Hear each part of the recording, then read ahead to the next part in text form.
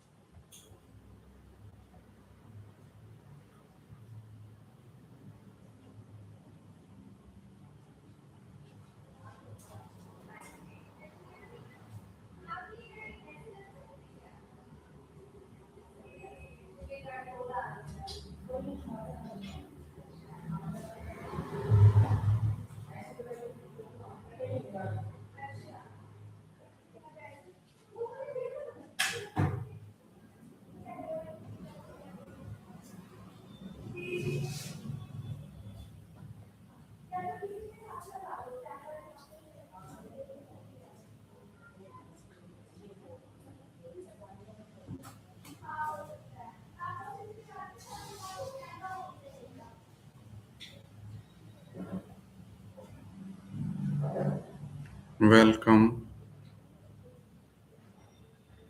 आज का topic parenting.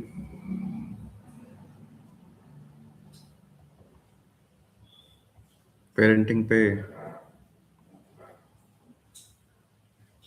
मेरे ख्याल से इतनी किताबें लिखी गई हैं और इतने लोग इस बारे में जानना चाहते हैं।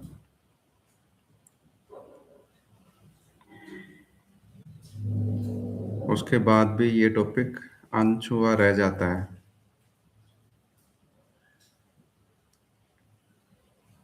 क्योंकि ये टॉपिक इंसानी जगत में बहुत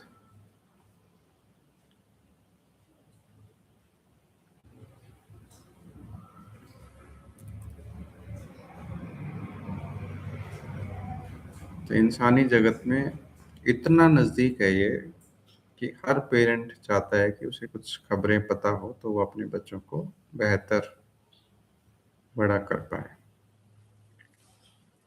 तो जहाँ कहीं भी थोड़ी जगह मिलती है बात करने की, पूछने की, तो everybody want to know about their children कि कैसे उनकी लाइफ बेहतर की जा सकती है।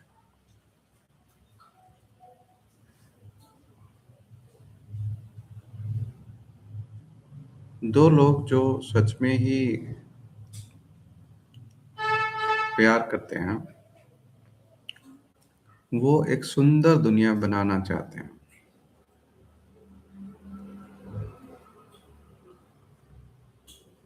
और उस सुंदर दुनिया जो उनका बच्चा उस दुनिया को कल को बनाएगा या उसमें रहेगा, तो उसके लिए वो अपने बेस्ट एफर्ट्स करना चाहते हैं।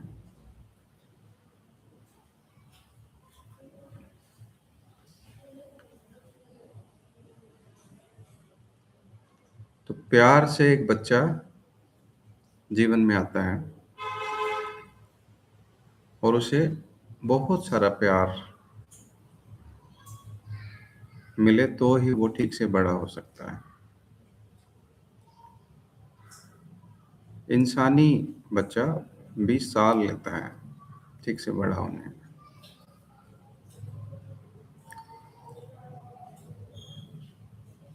एक तरह से देखें तो इंसानी पेरेंट्स पे बहुत वजन है, जहाँ पे जानवरों के बच्चे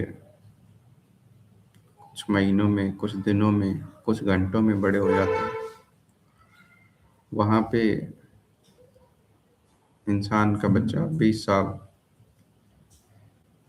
काइंड ऑफ डिपेंडेंसी और काइंड ऑफ को डिपेंडेंसी, कि उस बच्चे के होने से पेरेंट्स को खुशी होती है, उसकी उसको बड़े होते हुए देखना उनके लिए काफ़ी अच्छा एक्सपीरियंस होता है। और वहीं उस बच्चे के लिए भी एक अच्छा एक्सपीरियंस होता है कि वो दो लोगों के प्यार में पल बढ़ रहा है, या उन लोगों ने जो जो और लोग अपने आसपास इकट्ठे किए हैं उनके होने से वो अच्छा फील करता है, वेलकम और इंजॉय फील करता है इस धरती पे।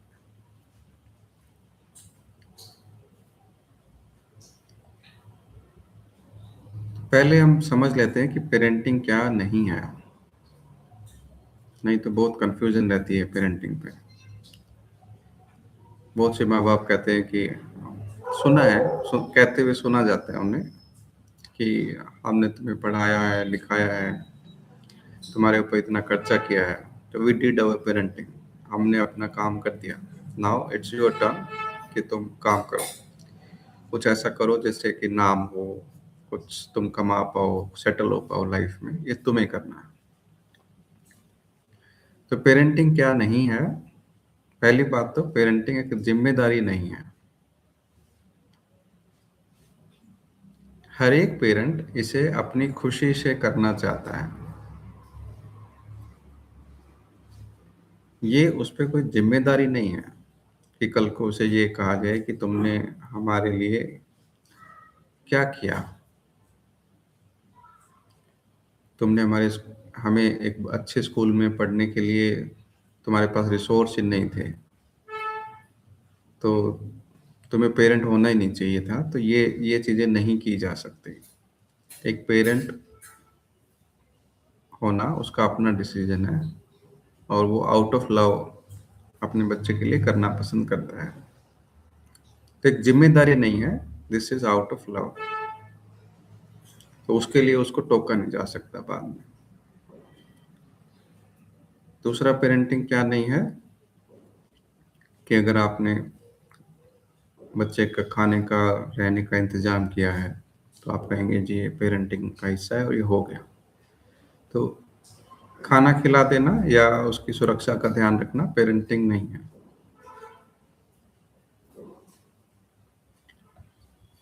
उससे कुछ ज्यादा है ये।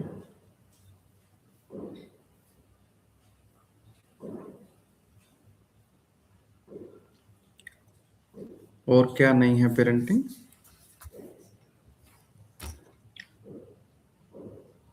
बच्चे को एजुकेट कर देना, पढ़ा दिया, हायर डिग्रीज करा दी, तो ये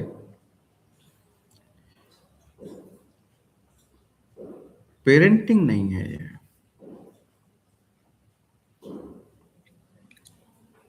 कई लोग कहते हैं कि जी हमने आपकी पढ़ा दिया, लिखा दिया, शादी कर दी, now we are free from our parenting. तो मैं बता दूं कि ये भी पेरेंटिंग नहीं है कि आपने शादी कर दी बच्चे की। तो पेरेंटिंग है क्या? पेरेंटिंग है ए प्रोसेस। जब बच्चा पेट में था वहां से लेके ए प्रोसेस, किसी कि उसके होने से हमारी जिंदगी में खुशियां थी, और हमारे होने से उसकी जिंदगी में खुशियां थी कुछ। ये पेरेंटिंग है। और ये प्रोसेस है, एक लंबा प्रोसेस है, ऑलमोस्ट 20, 30, 40 और मे बी 80 ईयर प्रोसेस। कभी तुम पेरेंटिंग कर रहे थे, और कभी वो बच्चा तुम्हें अपना प्यार वापस दे रहा था जब तुम बूढ़े हो गए।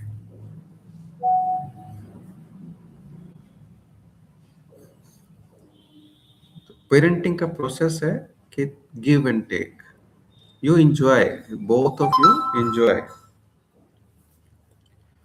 तो भी जो एक पेरेंट है, उसके उसे कुछ इंफॉर्मेशंस चाहिए होती हैं, जिसके बिना वो पेरेंटिंग को अच्छा नहीं कर सकता। पेरेंटिंग को अच्छा मतलब कि अगर वो इंफॉर्मेशन उसे मिले तो वो और बेहतर कर सकता है। तो हमें इंसान के बच्चे की पेरेंटिंग के बारे में सोचना है, क्योंकि जानवरों के बच्चों की पेरेंटिंग नहीं होती। एक एक डॉग का बच्चा, no matter what the parenting you give, it will remain the dog. वो आदतें जो उसकी जाति में है वो उसमें आ ही जाएंगी। इंसान के बच्चे के साथ ऐसा नहीं है। यहाँ पे एजुकेशन का रोल आता है। When you do good parenting, you educate them well, you teach them well, ये चेंज होता है। क्योंकि हमारा ब्रेन 20 साल ह्यूमन इंटरेक्शंस, सोसाइटल इंटरेक्शंस, इसको लर्निंग और उसके बाद उसके हिसाब से डिसीजन लेने के लिए बना है। तो पेरेंटिंग है समझना कि ये जो इंसान है इसके अंदर एक ब्रेन है,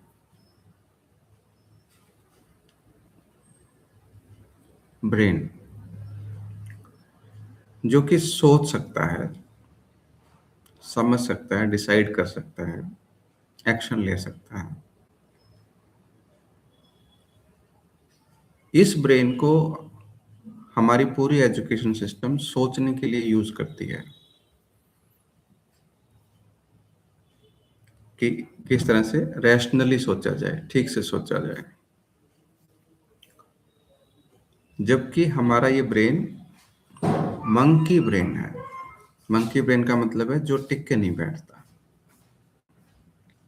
ये एक चीज पे ध्यान देगा, थोड़ी देर देगा, फिर दूसरी चीज पे, फिर तीसरी चीज पे, एक जगह पे फोकस नहीं करता है।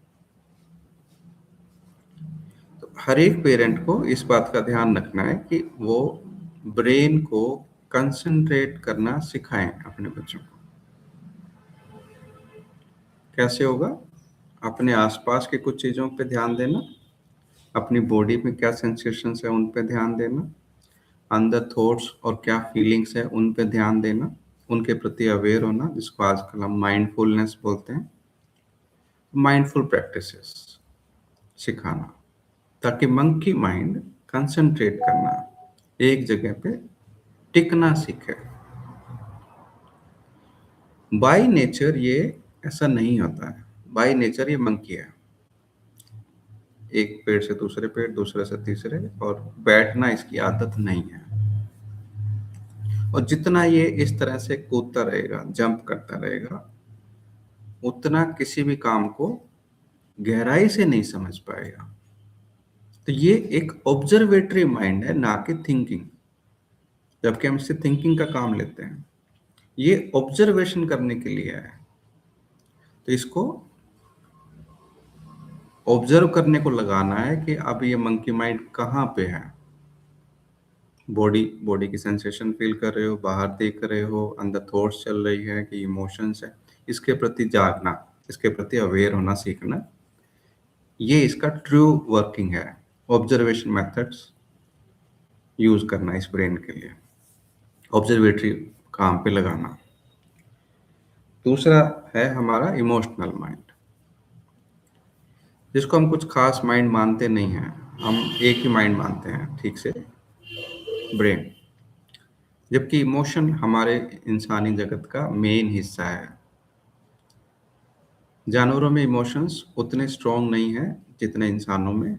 इसी वजह से उनके अंदर भाषा नहीं है जितनी कि इंसानों में।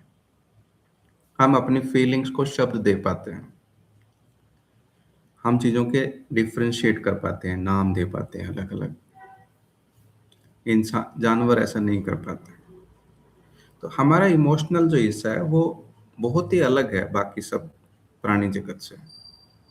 इसको ठीक से समझना, ठीक से समझने का मतलब क्या है कि teach your child about the emotions, कि ये एक जरूरी हिस्सा है। गुस्सा कब आएगा? जब कुछ आसपास गलत हो रहा होगा तो तुम्हें गुस्सा आएगा। गुस्सा होना गलत नहीं है। जब तुम्हें खतरा होगा तो तुम्हें डर लगेगा। तो डर एक स्वाभाविक इमोशन है, ये तुम्हें बचाता है, जीवन रक्षक है। ऐसे ही कुछ तुम्हारे पास नहीं है और दूसरे के पास है तो तुम्हें जलन फील होगी, जेलसी होगी। तुम चाहोगे कि तुम्हें भी वो, तुम्हारे पास भी वो होता, और उसके लिए तुम्हें मेहनत करनी है। तो इमोशंस को पहचानना सिखाना। तो अभी तक हम एजुकेशन में इस पे बहुत जोर नहीं दे पाए हैं कि इमोशंस इम्पोर्टेंट हैं। हम इम्पोर्ट जोर कहाँ दे पाए हैं कि किसी तरह से पढ़ना, याद करना, उसको दोबारा से एग्जाम में लिख देना है, बता देना, ताकि हमारे नंबर आ जाएं और कल को डिग्री मिलने से नौकरी मिल जाए। तो ब्रेन की ट्रेनिंग को हम अभी तक ठीक से कर पाए हैं, इमोशन की ट्रेनिंग हम अभी तक ठीक से कर नहीं पाए।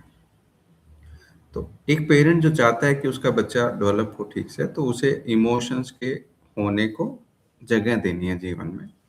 कि अगर वो गुस्सा है, अगर वो खुश है, अगर वो दुखी है, तो उस उन चीज़ों को एक्सेप्ट करना है कि इसमें से होके गुजरेंगे तभी जाके पेरेंटिंग हो पाएगी।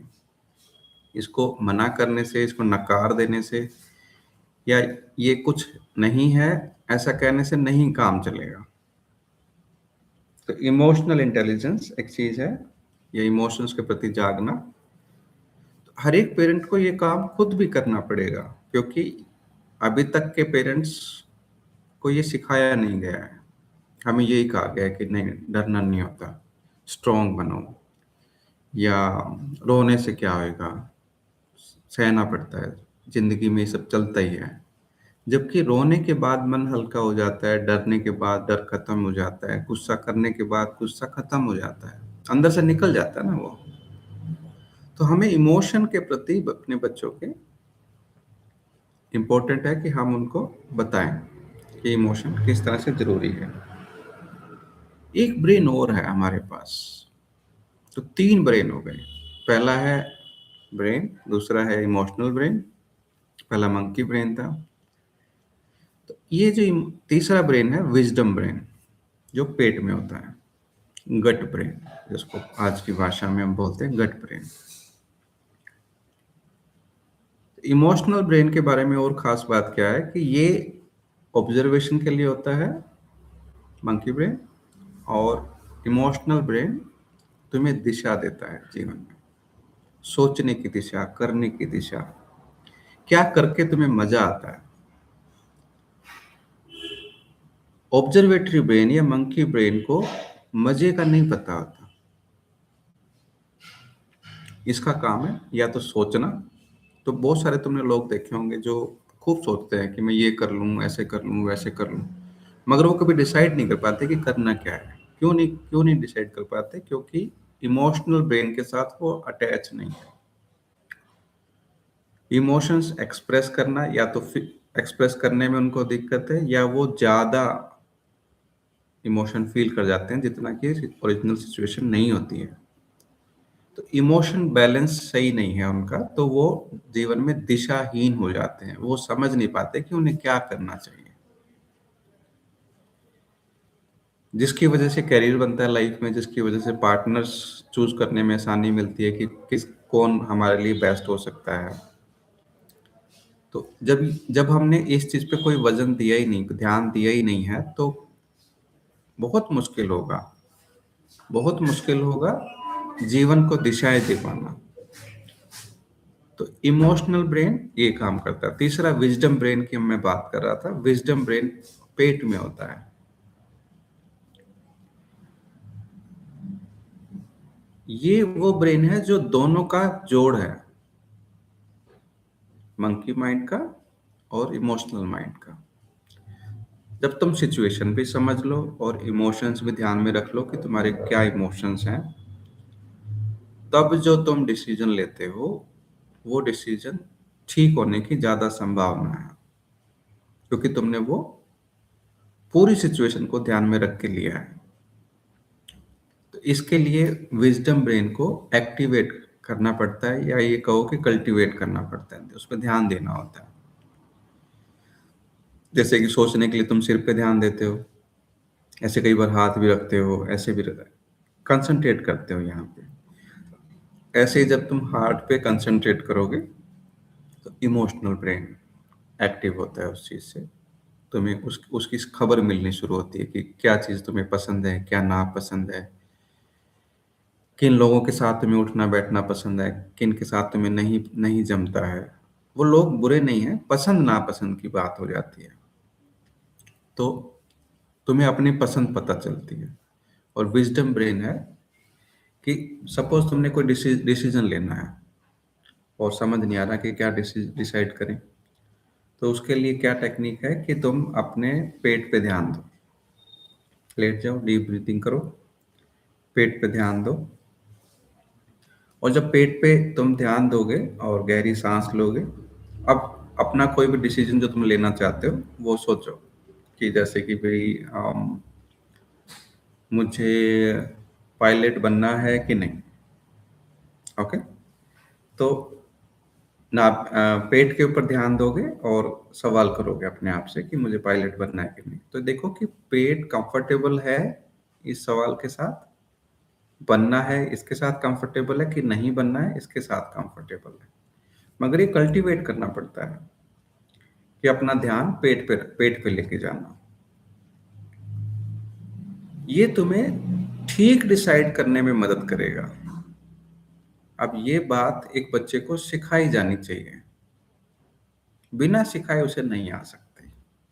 कि there is a monkey brain, there is a emotional brain, और there is a wisdom brain.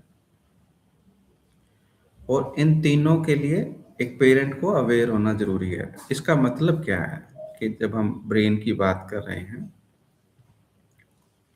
कि अपने बच्चों को हमें भगवान के बारे में नहीं बताना है।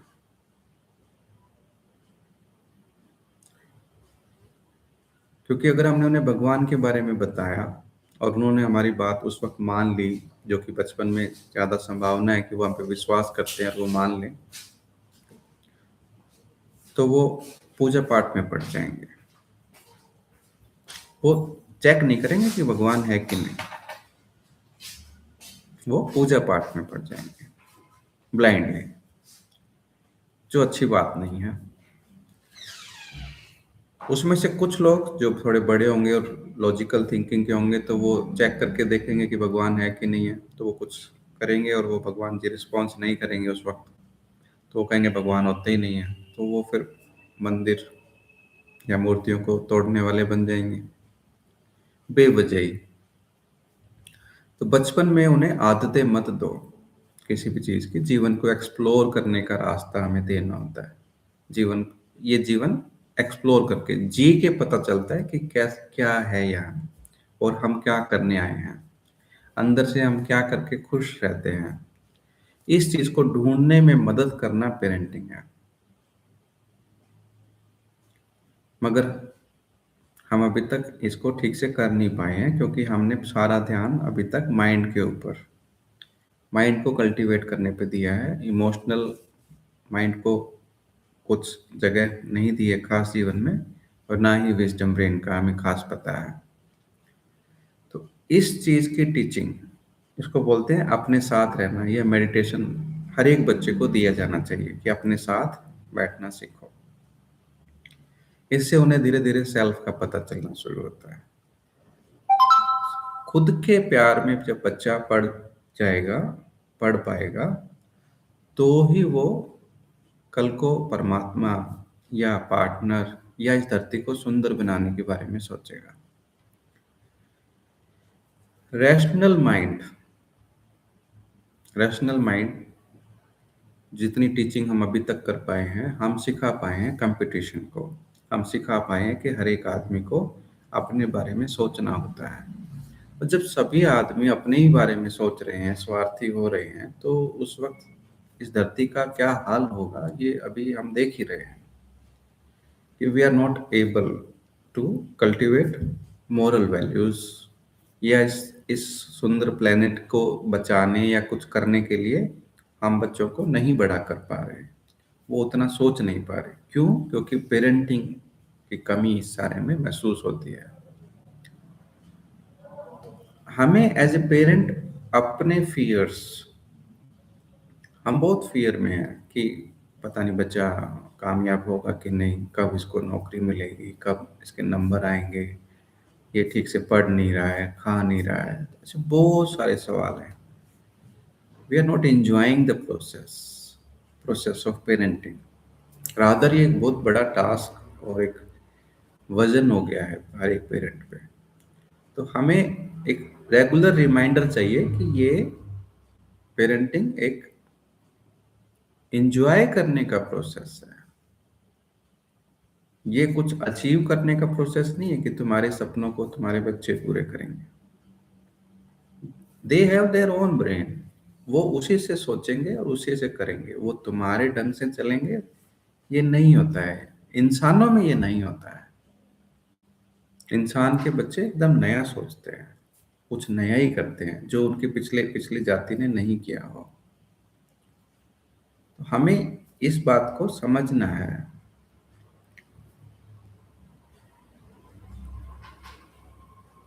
हमें सिखाना है अपने बच्चों को कि समय, टाइम जो है वो बीत जाने पे वापस नहीं आता। इस टाइम को फ्रीज किया जा सकता है in the form of money, पैसे के रूप में।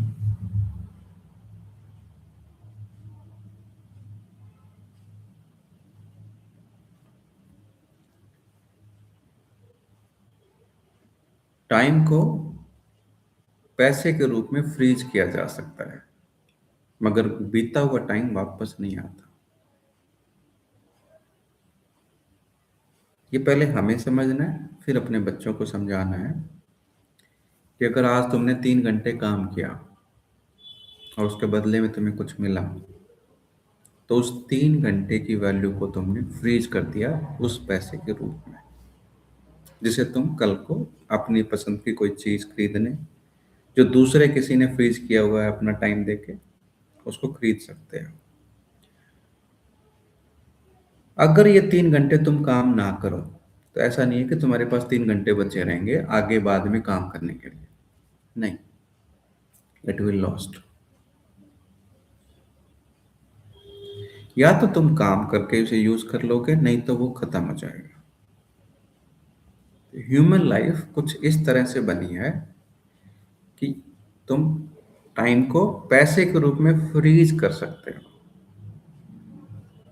मगर उसे बचा नहीं सकते। टाइम को, टाइम चला जाएगा, पैसा बच जाएगा। तो इस तरह से कुछ लोग हैं जिन्होंने बहुत टाइम अपना इन्वेस्ट किया, और लोगों का टाइम भी खरीदा। कैसे खरीदा? कि जी आपको हम 8 घंटे काम करना है हर रोज, और महीने के 10,000 15,000 जो भी उनकी तनख्वाह उन्होंने डिसाइड की, 50,000 1 लाख, कहते हैं हम ये देंगे आपको, मगर इतने घंटे तुम्हें हमारे लिए काम करना है। तो उन्होंने उसके घंटे भी खरीद लिए और उससे काम लेके एक पैसा उसको वापस दे दिया। इस तरह से दुनिया में बिजनेस चलता है, या व्यापार कहो, नौकरी कहो। टाइम को पैसे में कन्वर्ट किया जाता है। तो हमें सिखाना है कि अपने टाइम का बेस्ट यूटिलाइज मतलब अपने लिए और अपनों के लिए बेस्ट। ये नहीं है कि तुम सारा टाइम तुमने पैसा कमाने में दे दिया, ये तरीका ठीक नहीं है। तुम एंजॉय कर पाओ इतना पैसा, तुम थोड़े टाइम में कमा पाओ, ऐसा कुछ सीखना है। तुम कुछ नहीं करोगे तो भी तुम्हें पैसा आएगा, जो पेरेंट्स ने कमा के रखा हुआ है, फैमिली प्रॉपर्टी है, वहां से तुम्हें पैसा आएगा, तो ऐसा नहीं सोचना है। ऐसा नहीं सोचना है। ये हमें सिखाना है अपने बच्चों को कि time is money, money is time. क्या खाना है, क्या नहीं खाना, हमें सिखाना है। Balance is the key. Balance important है लाइफ में। कुछ चीजें हैं जिनका कॉम्बिनेशन खाने से तुम्हें अच्छा फील आता है, और कुछ चीजें जिनको खा के तुम भारी हो जाते हो या अनईजी हो जाते हो।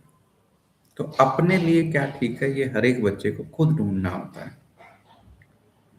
तो इसका मतलब क्या है? इसका मतलब है कि हम उसको फोर्स करना बंद करेंगे कि उसे खाना खाना ही है उस वक्त जब तुमने बना दिया है। भूख के साथ खाने को जोड़ना है। भूख है तो खाना खाना है, भूख नहीं है नहीं खाना। खाने का संबंध भूख से जोड़ना है, और खाने के बाद उसको अच्छा लग रहा है कि नहीं, इस चीज से जोड़ना है। खाना खाते खाते कुछ चीजें अच्छी लग सकती हैं, जैसे कुछ लोगों को मीठा बहुत पसंद है, खाते खाते अच्छा लग रहा है। कुछ लोगों को चरचरा, मिर्च मसाले ज्यादा तेज पसंद है, खाते हुए अच्छा लग रहा है, मगर खाने के बाद दे फील अनकंफर्टेबल। तो खाने के बारे में उनको विजडम हमें देनी है कि भाई तुम्हें ध्यान रखना है ये कि तुम क्या खा रहे हो, और उसके बाद तुम्हें कैसा लग रहा है। इसके अलावा हमें बताना है कि दूसरों को परेशान या दुख देने वाले काम नहीं करने। दूसरों को परेशान या दुख देने वाले काम नहीं करने। क्यों नहीं करने? इसलिए नहीं कि ये गलत होते हैं, बल्कि इसलिए कि ऐसा करने से तुम सुखी नहीं रह सकते।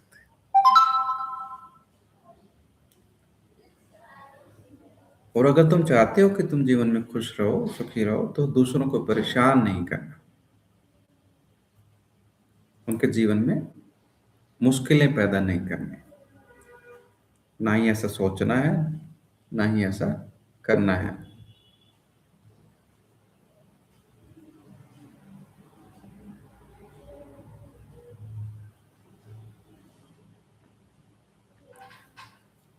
ओके, अभी कुछ सवाल हैं, उनको ले लेते हैं हम साथ साथ। तो मानसी पूछ रही है कि खुद को रिमाइंडर कैसे दें हम, क्या बोले अपने आप को जिससे याद दिलाया जा सके।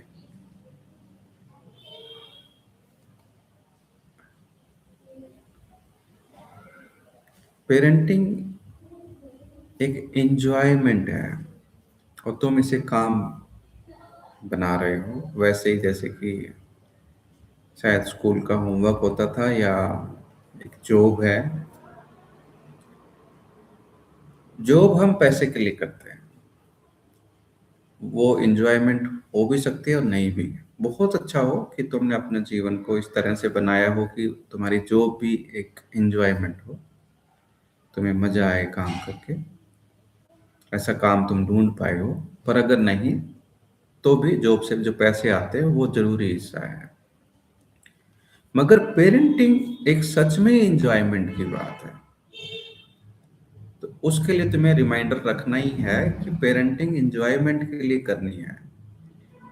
उस बच्चे को बड़े होते हुए देखना, ये अपने आप में बहुत सुखदायक है।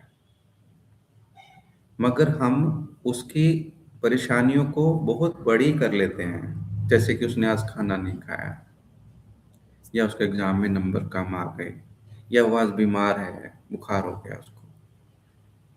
We make our own life tense first, फिर हम उसकी लाइफ टेंस कर देंगे, क्योंकि हम एंजॉय करना नहीं जानते। क्यों नहीं जानते? क्योंकि लविंगनेस पे हमने अभी तक काम नहीं किया, सेल्फ लव पे हमने अभी तक काम नहीं किया। जब तक तीन ब्रेन समझोगे नहीं, और अपने विजडम ब्रेन की मदद लेके जीवन के डिसीजन लेना नहीं सीखेंगे, तब हम बच्चों को उस चीज को कैसे सिखा पाएंगे? तो we have to develop as a parent first, कि हमारे से बच्चों को प्यार जा पाए, हम लविंग हो पाए। तो अपने इमोशनल माइंड से अपनी जिंदगी को दिशा देना, मंकी माइंड को ऑब्जर्वेशन पे डालना, और विजडम माइंड से पूछना कि मैं जो डिसीजन ले रहा हूँ ये ठीक है कि नहीं, मुझे लेना चाहिए कि नहीं। और पेट की कंफर्टेबलनेस को पे ध्यान देना। पेट एकदम अनकंफर्टेबल हो जाता है जब तुम कोई ऐसा डिसीजन लो जो तुम्हें नहीं लेना चाहिए। पेरेंटिंग एक इंजॉयमेंट का प्रोसेस है, ये याद रखना है। इसके लिए एक तरीका और हो सकता है कि ऐसे पेरेंट्स के टच में रहो जिन जो पेरेंटिंग एंजॉय करते हैं। हमारे आसपास ज़्यादा जो भीड़ है वो उन पेरेंट्स की है जो दुखी हैं पेरेंटिंग से। पेरेंटिंग से दुखी नहीं है, वो जीवन के जो कष्ट है, जैसे पैसा अरेंज करना एक कष्ट है अपनी फैमिली के लिए, और सिक्योरिटीज रखना और सारी सुविधाएं जुटाना एक एक हैवी वर्क है। वो उस सारे में बहुत अ, परेशान हो जाते हैं। तो ऐसे लोगों की भीड़ है।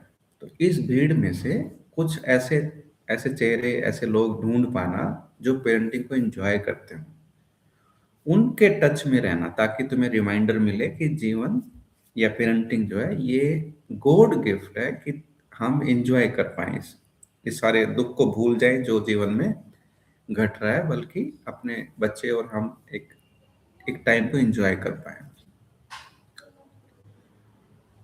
और सैम जी पूछ रहे हैं कि सर आपका पेरेंटिंग पे सेमिनार है तो प्लीज़, मेरे दो बच्चे हैं, टीनेजर हैं, उनकी पेरेंटिंग पर क्या करें, आज सोशल मीडिया का इफेक्ट बहुत हो रहा है। ओके, सोशल मीडिया एक ऐसी चीज़ है जो जिसको हमने खूब बदनाम कर रखा है, बिल्कुल वैसे ही जैसे कभी हमने चाय को बदनाम किया था कि चाय पीना बहुत ही हानिकारक है। और उसके बाद फिर हमने बदनाम किया था टीवी को, कि टीवी का एक्सपोजर जब से हो गया है बच्चे बिगड़ गए हैं।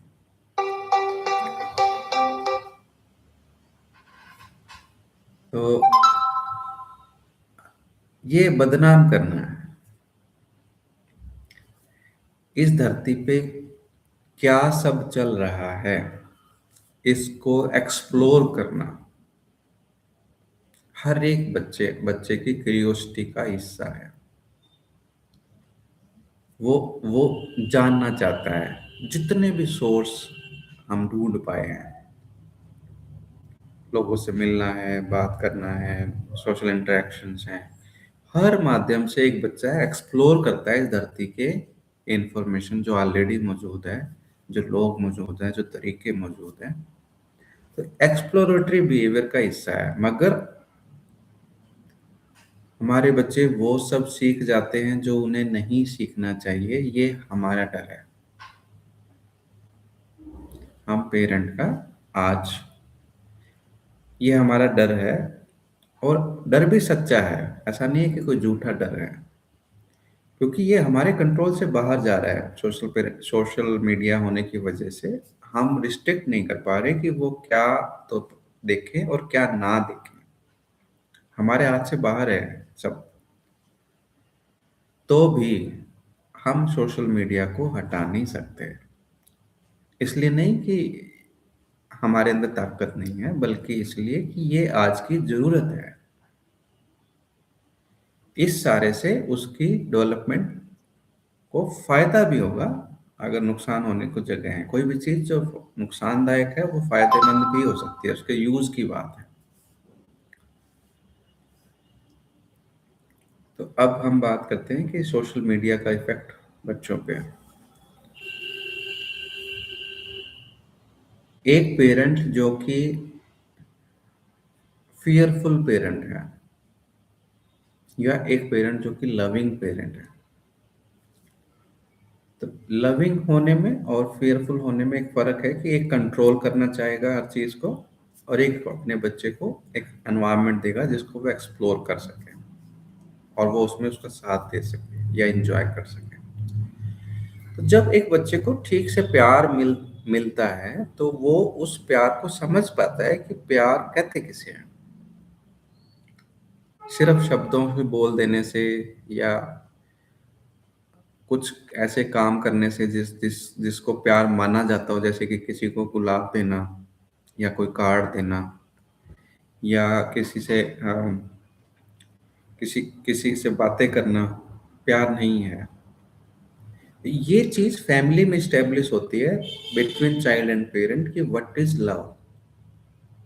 इट लव तुम्हें जगह देता है, लव तुम्हें अपनी बात रखने को प्लेटफॉर्म देता है।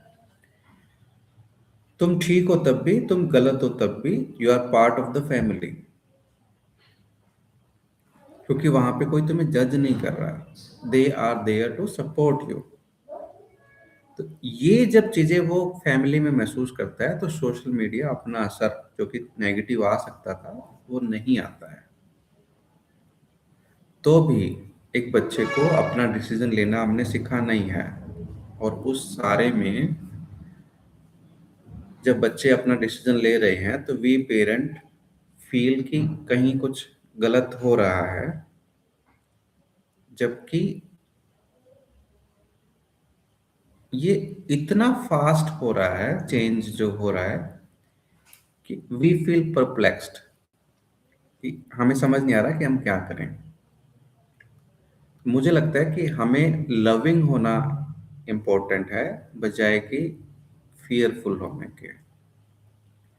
सभी टेक्नोलॉजी को, सभी नए जो मेथड्स हैं कम्युनिकेशन के, इंटरेक्शन के, हमें उनको वेलकम करना ही है, पर हमें साइड बाय साइड एक लविंग कनेक्शन अपने चाइल्ड के साथ रखना है, और उसको उन बाउंड्रीज में बंद करके नहीं रखना है जो जो जो सोसाइटी की बाउंड्रीज सो कॉल्ड हमने अभी तक बना रखी हैं।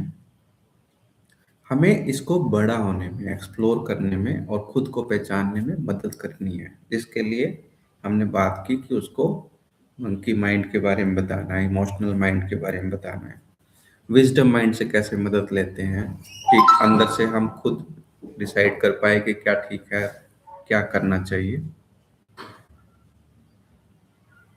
तो ये सब हमें करना है। हाँ, एक सवाल और है, सोशल मीडिया पे इफेक्ट पेरेंटिंग का।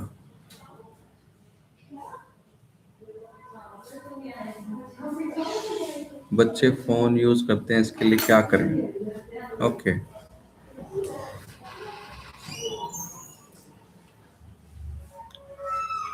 बच्चे फोन यूज करेंगे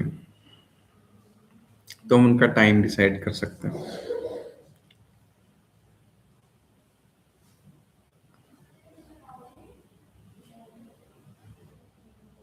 तुम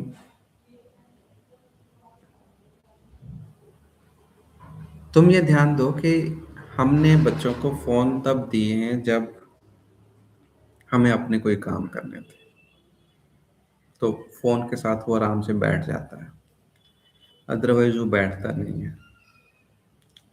तो उसका जो ये मंकी ब्रेन है, ये जो मंकी ब्रेन है, ये टिक के बैठता नहीं है, अनलेस कि इसके पास फोन हो। हमने उसे सिखाया नहीं है टिक के बैठना। फोन क्या है कि उसमें लगातार स्क्रीन चेंज हो रही है, लगातार कुछ का कुछ आए जा रहा है, और वो एक चीज से बोर हो रहा है तो दूसरा निकाल ले रहा है, दूसरे से बोर हो रहा है तीसरा निकाल, उसमें एंडलेस ऑप्शंस मौजूद हैं।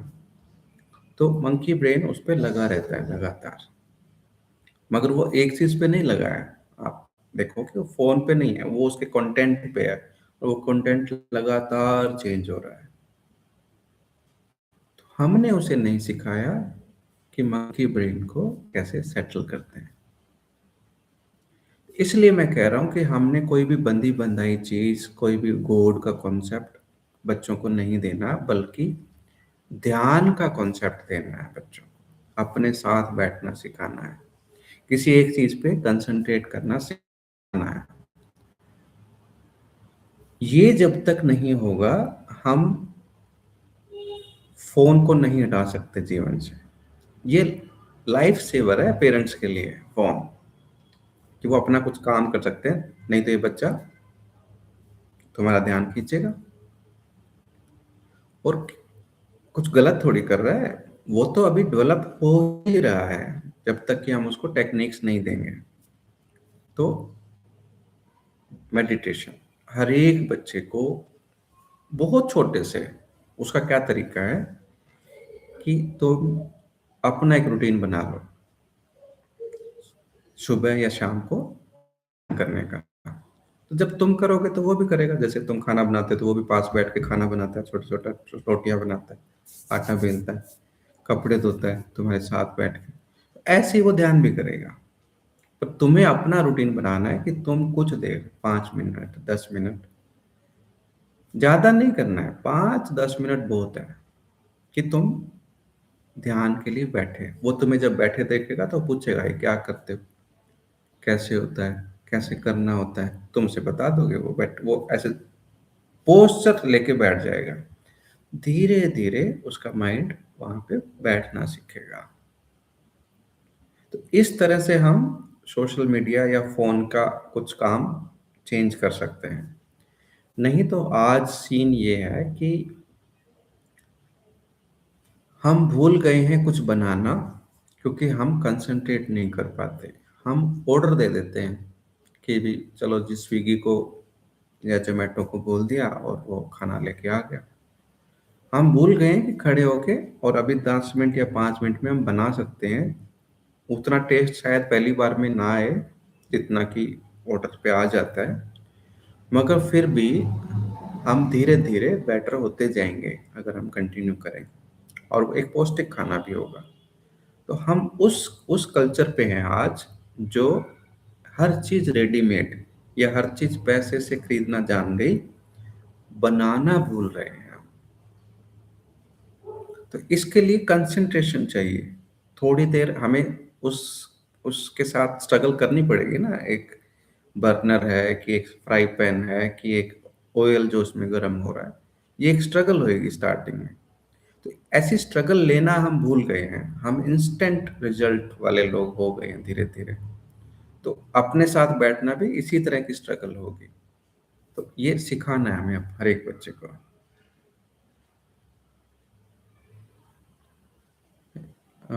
और है, बच्चों की अच्छी प्रोग्रेस में पेरेंट्स के रिश्ते के भी इफेक्ट पड़ता है क्या? ओके। पेरेंट्स का रिश्ता का पूरा इफेक्ट बच्चे पे पड़ता है। कैसे?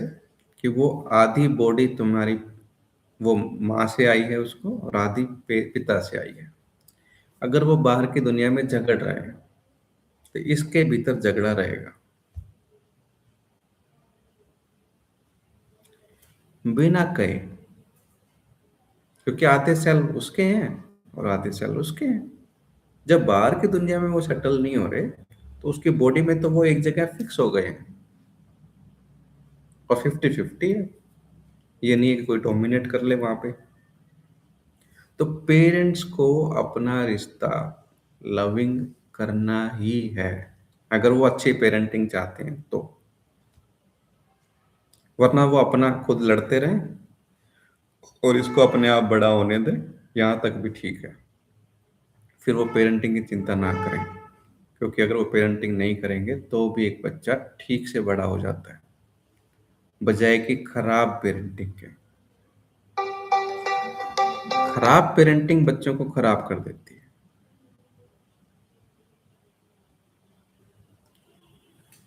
दो लोग जो झगड़ा कर रहे हैं आपस में, ये बच्चे को खराब कर सकते हैं। तो इनसे बच्चा दूर रहना चाहिए। वो किसी और के पास रहे, ये चलेगा, क्योंकि वहां पे उसको पेरेंटिंग अच्छी मिल जाए, ये हो सकता है। जरूरी नहीं है कि बायोलॉजिकल जो पेरेंट हैं ये ही लोग उसे बड़ा करें।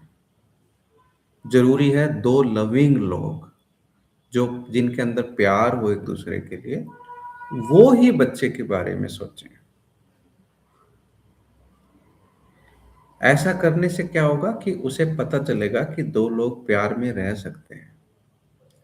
नहीं तो हर एक बच्चा यही देखता है कि जिन्होंने हमें पैदा किया है ये लोग झगड़ते रहते हैं, इनमें खुद कभी प्यार हुआ नहीं है, तो प्यार का कॉन्सेप्ट जिंदगी में मिलता नहीं है, कोई खबर ही नहीं मिलती उसे। तो पहली खबर पेरेंट्स से मिलेगी जो सच में प्यार में होंगे, और वो एक सुंदर दुनिया बनाना ही चाहेंगे जिसके लिए वो इस बच्चे को बड़ा कर रहे हैं। और ये बच्चा बड़ा होकर एक सुंदर दुनिया बनाएगा। इतना इतना सब तब होगा जब पेरेंट लविंग होंगे। तो हमें पेरेंट के लविंगनेस पे बहुत जोर देना है। और जो पेरेंट लविंग नहीं है, अभी तक ये हुआ नहीं है, पर मैं चाहता हूं कि ऐसा किया जाए कि उनसे बच्चे ले लिए जाएं उनकी मर्जी के साथ, कि भाई ये बच्चे आप हमें दे दो, हम इन्हें ठीक से बड़ा करते हैं। मुझे लगता है कि इसमें ऑर्गेनाइजेशन, सोशल ऑर्गेनाइजेशंस या गवर्नमेंट एजेंसीज को काम करना चाहिए कि वो एक ऐसी जगह बनाए जहाँ पे वो बच्चे बड़े अच्छे ढंग से हो सके, उनकी पेरेंटिंग ठीक हो सके, जिनके पेरेंट लविंग नहीं है। क्योंकि हम पेरेंट्स को फोर्स नहीं कर सकते कि सिंस तुम लविंग नहीं हो तो तुम्हें इस बच्चे को ठीक से बड़ा करना है। ये जिम्मेदारी नहीं है। पेरेंटिंग एक लविंग प्रोसेस है, और उसके लिए जो लोग तैयार हैं उस लेवल पे, उन लोगों की मदद ली जा सकती है, उनको उस काम पे रखा जा सकता है, और वो लोग उसको ठीक कर देंगे, बजाय कि इन लोगों को हम ठीक करें जो कि खुद जकड़ रहे हैं। तो मेरा मानना है कि पेरेंट ठीक बोल रहे हैं सैम, कि पेरेंट्स का रिश्ते का बहुत सारा असर इस पे होता है। ओके, बच्चों की कंसंट्रेशन कैसे ठीक करें, मानसी पूछ रही है। वही मंकी माइंड को कंसंट्रेट करना आता ही नहीं है। कंसंट्रेशन ठीक करने के लिए सबसे पहली चीज जो तुम्हें करनी है, उसके खाने पीने का ध्यान, कि क्या खा के उसको ठीक लगता है, उसकी पसंद नापसंद नहीं, क्या खाने के बाद उसको ठीक लगता है, उस खाने पे उसे डालना, रहना सिखाना। दूसरा, फिजिकल मूवमेंट या एक्सरसाइज। तीसरा, मेडिटेशन। मेडिटेशन क्या है? अपने साथ बैठना। अपने साथ जब बैठेंगे तो शुरू में बोर होता है, क्योंकि मंकी माइंड को बैठना पसंद नहीं है, वो जंप करना पसंद करता है। तो बैठना सिखाना। दूसरा, पहचानना कि तुम्हारे बच्चे का मेन इमोशन कौन सा है, कौन सा इमोशन है जो स्ट्रांग है। हर एक बच्चे में 6 में से एक इमोशन स्ट्रांग होता है। कौन कौन से? एंगर। एक बच्चा जन्म से एंगर लेके आता है, तो वो थोड़ा ज्यादा मात्रा में जो ले आता है उसको मेन इमोशन बोलते हैं उस बच्चे का। तो ये बच्चा एंग्री है कि नहीं, ये बच्चा ज्यादा जलन करता है क्या, जेलसी ज्यादा फील करता हो, या डाउट ज्यादा करता हो, या ग्रीफ, दुख जल्दी मना लेता हो, या डरता हो,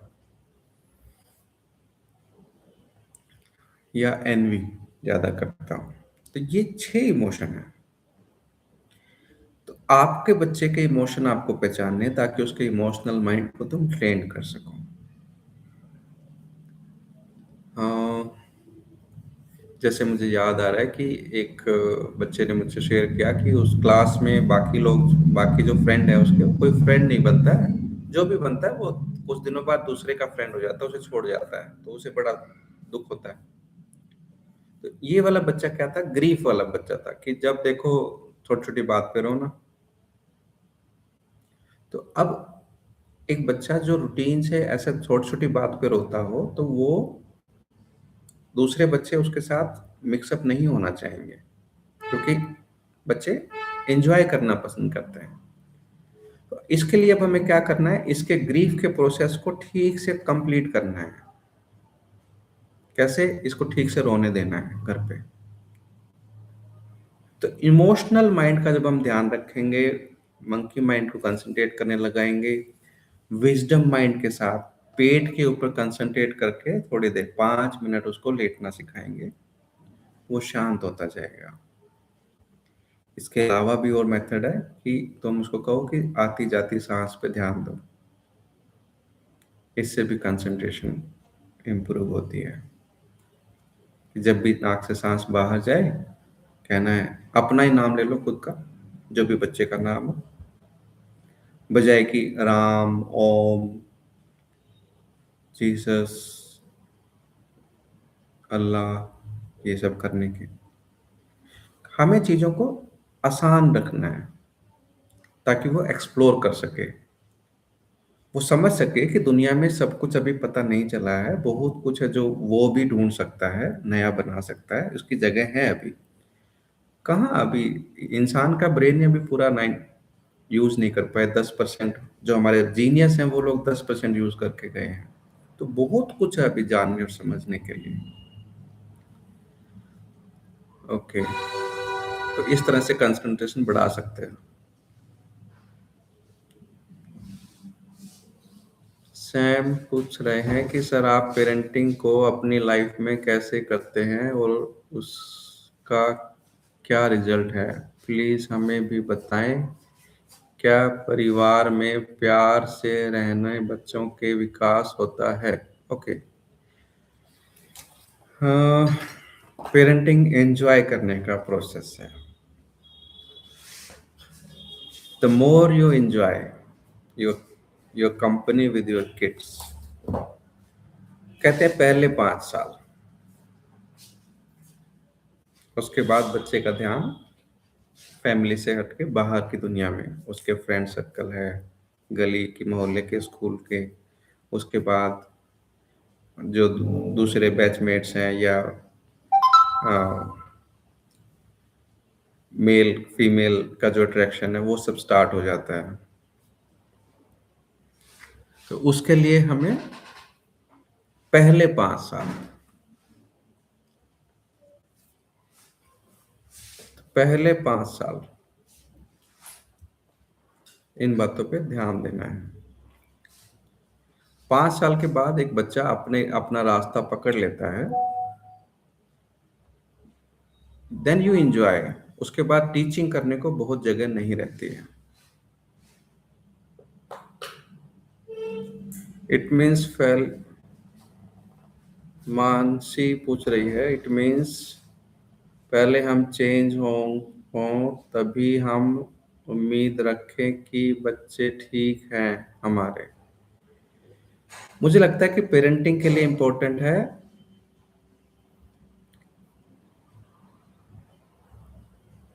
लविंग होना।